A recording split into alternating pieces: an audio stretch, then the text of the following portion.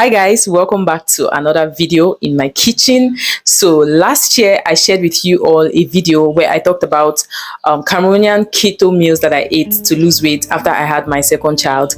Now what I did not tell you guys in that video is that the reason why I decided to do keto was because I was on a defense mode. Like I was trying to not get to somewhere that I had gotten to at one point in my life. So after I had my first child, which is 7 years ago, I gained so much weight. I started my pregnancy at I think 72-ish, 72, 73. And by the end of my pregnancy, I was 98. And they were already telling me that I'm at risk of becoming obese. And then also by the time I gave birth and started breastfeeding, I got to 100, and I was so downcasted. Like I felt so bad about myself, about my body, and I decided to start trying to lose weight. So because of that, I started learning about other things, and I think I learned about the keto diet, but it felt very unrealistic to me based on the things I was seeing. You know, if you go online and you check about keto, you would see a lot of foreign dishes. So I didn't do keto after my first child. So I decided to keep eating Cameroonian meals, but now taking down my portions. And then there were some particular meals that I just kept away from myself. I wouldn't eat them because they had so much oil. They were just full of carbs, no proteins, nothing. So I decided to keep away those meals, and then I focused on some particular kind of meals. So that's how I moved from this right here to this right here. I lost a lot of weight. I lost, I think, like 25 kgs. And of course, I coupled it with exercises, and over a period of, I think, about 5 months before I could really shrink and lose a lot of the weight. Okay, so let me show you guys, or let me tell you guys, some of the foods that I ate. One of the highest meal that I ate during that season was sweet potato. I ate a lot of boiled sweet potato. I avoided frying. I avoided deep frying like it was bad news. I didn't do dodo. I didn't do all of that.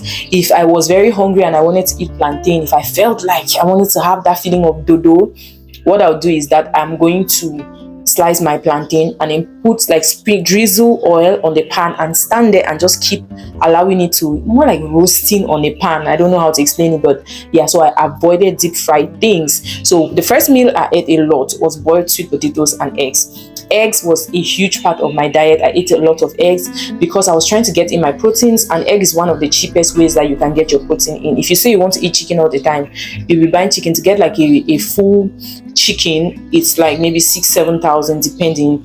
And then to say you want to go and buy chicken at the roadside, most times you'll be getting chicken for like 2,500-3,000, and that was expensive for me. So I ate a lot of eggs. Okay, the next one is pepper soup. I ate a lot of pepper soup. Like I would make pepper soup in different ways. I'll make pepper soup and I'll eat it with different complements, like boiled plantain. You would hardly hear me that I'm frying plantain. I'm insisting on that. So one of the things that I see people make our African food seem like, it's like our African food is bad. No, it's not bad. It's the way that we eat it. Like how do you wake up in the morning and the first thing you put in your mouth is dry bread?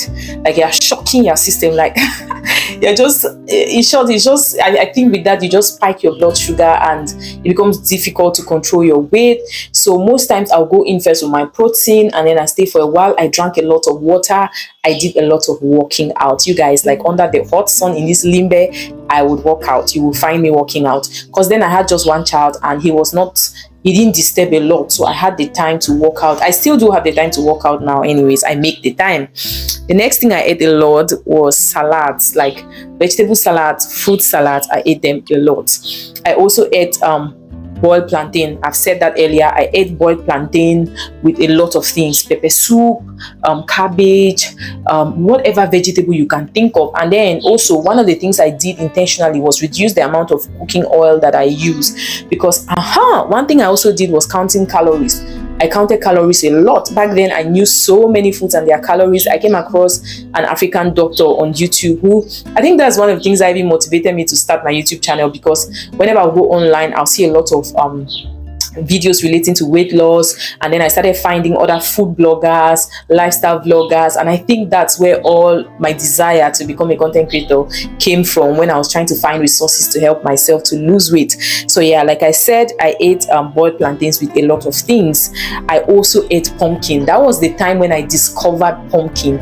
I started making pumpkin kwakoko. I wish I was taking pictures and documenting stuff then. I would have had some pictures to show you guys, but I but I wasn't taking pictures then, so I can't even find them. And I think even if I was taking pictures, that's like 7 years ago, I've changed phones. By then, I don't think I was storing my things on Google. So yeah, but I made pumpkin kwakoko. I would make porridge pumpkin. I didn't like it, to be honest. I still don't like pumpkins, but when I have to eat it for the sake of my health, I would eat it. Okay. So okra soup is another one that I ate a lot. Okra soup. So what I was doing was that I was watching the amount of gari, fufu that I'll eat. So sometimes I'll make even eru and I'll eat my eru with plantain. And I liked it because I used to see my mom eat eru and plantain a lot. So I used to eat eru and plantain instead of eating eru and fufu. And maybe I'll just have one half plantain, like take a full plantain, boil it, cut it into half and eat the plantain. So that's what I was doing. And I was counting my calories and ensuring that I am on a calorie deficit. Now, I'm sure that the calories I was working on were not accurate, because I think one of the things I can still remember is that one boiled egg is like 100 calories. I think a tablespoon of oil should be like 100 calories, and that's a lot. Just imagine the quantity of oil that we use.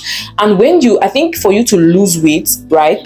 The sun is back and now the lighting is going to be so bright. I'm sorry, you guys, that the lighting of this video is everywhere. For you to lose weight, you need to have a certain understanding about what weight gain and weight loss is all about. When you have the understanding, you can run with it. So for me, I picked up the understanding that it's calorie in versus calorie out. So the more calories you take in, the more fatter you become, because those calories are stored up and then they become fats in your body. I'm not a dietitian, I'm not a doctor, I might not even know what I'm saying, but I ran with that idea, and that was what drove me to know that if I'm putting food in my mouth, it is meant to nourish my body and give me energy. And if I already have energy in my body stored as fat, I might as well help my body to burn the fat, the energy that's already stored in my body. So that was my own kind of that was the logic behind the things that I did during that time. But as years have gone by, I have embarked on other weight loss journeys, and recently, you guys, I started doing another weight after I had my last baby. Okay, so I've had three children. The story I'm telling you now is after I had my first child. That was 7 years ago.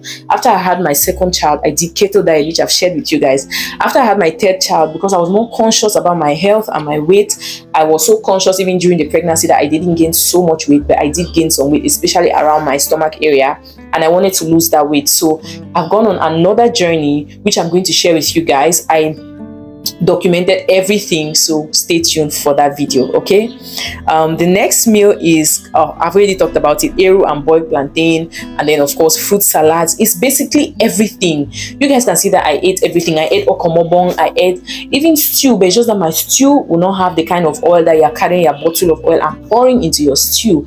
So that's just the difference, is how you eat Cameroonian foods, how you eat African foods, that make a difference. It's not about the African foods. Our meals are actually very healthy, nutrient dense, and one of the things that I came to a consciousness or a realization of is the fact that when you eat, the more things you want to eat are things that you can see that this is farm to pot to plate, right? It's not farm to factory to processing to packaging to what they call these things, preservative. That process is too much. The process is too much. So it has even gotten me to a point now, sometimes I'm looking at processed foods like this. You guys can look at up there, you see a packet of cornflakes. I am on a journey to actually take out cornflakes completely from my kids' diet, and this is what I'm trying to substitute with. So I got this granola from Heavenly Bliss by EJ. She makes it from scratch, okay, and it's very healthy. It's nutrient dense, it's packed with nutrients, and it has less calories compared to all the random things I will go about eating. So I got this from her. This is the second container and it is almost finished, and my kids love my first two kids. Okay, so I would say I have 4 kids in the house with me, 3 that I gave birth to. The first one whom I did not give birth to, she likes it. The older girl that stays in my house, she likes it. And then the 2 middle people, my first child that I gave birth to and my second child, they don't like it yet, but they are going to like it. They don't ask for it. Like the first that I gave them, they ate it, but they were not excited.